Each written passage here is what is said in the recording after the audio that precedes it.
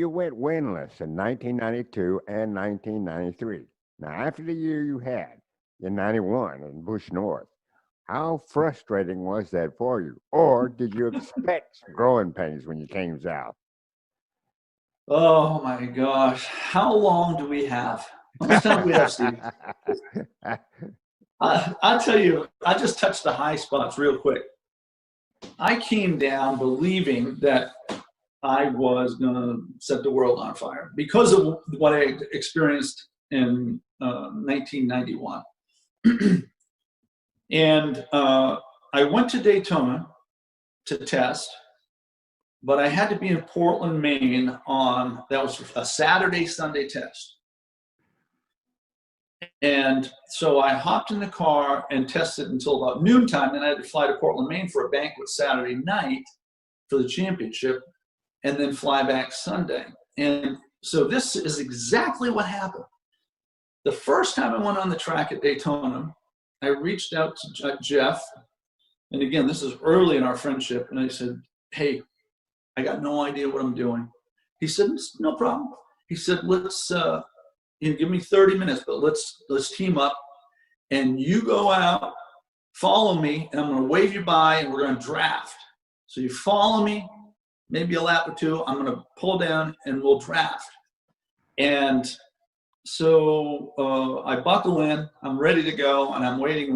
We go out and we go through the gears, go into the turn, off the apron, up onto the banking, wow, and go down the back stretch, get into high gear.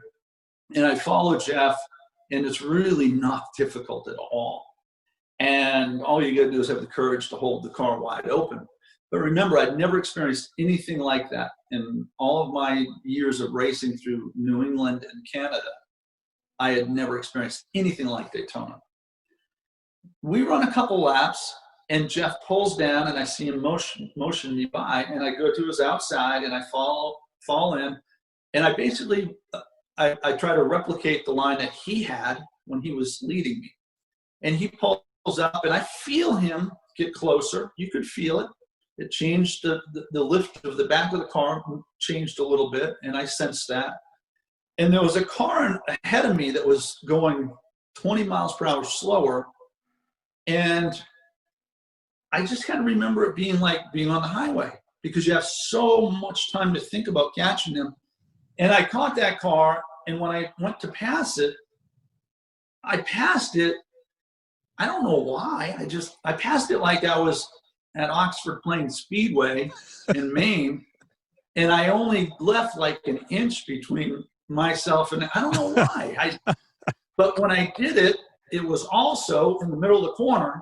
And when I separated from the car, guys, it turned my car completely sideways at like 190 miles an hour, completely sideways. Now, I'd like to say how talented I was at that moment. I saved the car, but I don't know how. I really don't. I straightened the car out. I immediately got out of the gas. I rolled down into the garage area, and before I could get unbuckled, I swear to you, before I could get unbuckled, I heard, and I don't want to, you can bleep this, but this is what I heard. Holy shit! And that was Jeff Gordon. He had run down, and he goes, "How did you save that?" And I said, I was almost embarrassed. Like, I don't know what happened. So I didn't want the crew members to hear me, right? So I said, "Come here." I'm still in the car, and I said, "I got no idea how I saved it." But I said, "I'm going to tell you this." And Kenny Wallace walked by, and I said, "I'm going to tell you this." I said, "I'm going home to the banquet in Portland, Maine, and one of you two guys is going to get in this car. And if it drives like that, if that's the way you race on 2.5 mile tracks, I'm not coming back. I'm going to call you, and I want to know what this car, if this is a good car, a bad car, a scary car, or a really comfortable car. And I want you to be brutally honest with me, guys, because if I got to do that for the rest of my life, there's no way." Because I never anticipated that car just going, wow. Well, so Jeff said, I can't do it. I got a contract with Ford. I can't do it.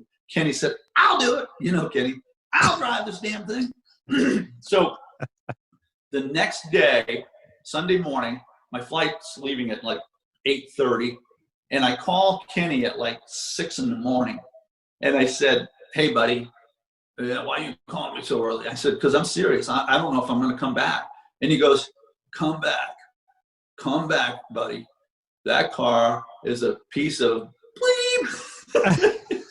He said, I drove 1.5 laps, and it scared me so bad I couldn't continue.